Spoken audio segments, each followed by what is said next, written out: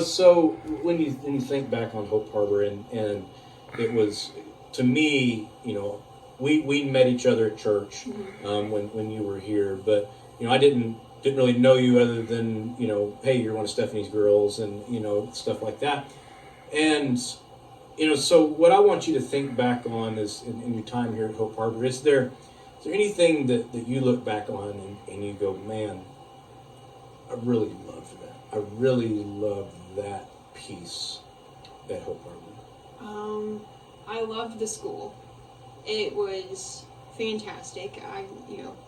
They tailor it to you. They help you with whatever you need. In my case, I got to have all sorts of fun different classes. I took trigonometry with Mr. Chapman when he was here. Okay. And we worked out of the book a little bit, but he was like, okay, we can make this fun, and I love art and anything like that. So we built a 6-foot-tall lighthouse all out of triangles. Oh, wow. And got to build the garden boxes outside and use all that for the math class. I love the school, and especially the Bible class. I had never had a Bible class before, and I just learned a ton that I didn't really know.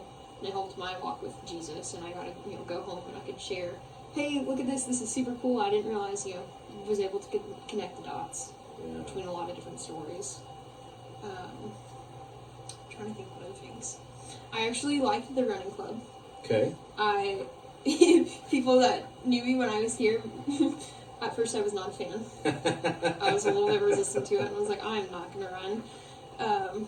And I did the walking club for the first part of it, but I really did like it. And it's just like a great way to get outside and exercise and work out some of your stress and stuff. Trying to think of what other things. I don't know. One of my still favorite memories was making soups with Mr. Josh. Okay.